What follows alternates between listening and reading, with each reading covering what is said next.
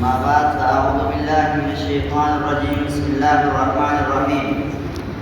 والذين هم لأماناتهم وعهدهم راعون. صدق الله العظيم. وقال النبي صلى الله عليه وسلم: لا إيمان لمن لا أمانة له، أو كما قال صلى الله عليه وسلم. مسلمان کو قرآن کی دعوت کو پھیلا، جہانی بے امان کو عافیت کے راز سمجھاؤ. زمانہ آج بھی قرآن ہی سے فیض پائے گا، مٹے گی ظلمت شب اور سورج جگمگائے گا. محترم اساتذہ کرام اور میرے ہم مکتب ساتھیوں، السلام علیکم ورحمۃ اللہ وبرکاتہ.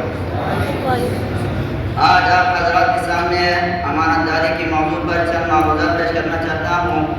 سامعین گرامی، اللہ رب العزت نے سورۃ المؤمنون میں مومن کی صفت بیان کرتے ہوئے ایک صفت یہ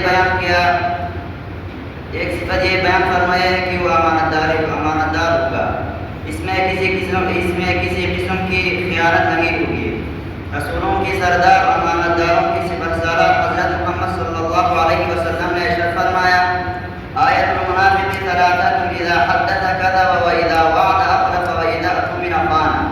یعنی منافق کی تین علامتیں ہیں. نمبر 1، جب بات کرے گا تو جھوٹ بولے گا. نمبر 2، جب وعدہ کرے گا وعدہ خلافی کرے گا.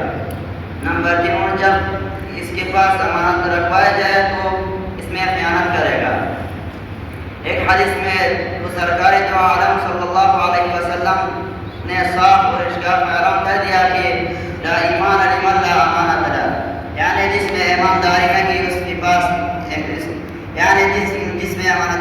اس کے پاس ایمان نہیں.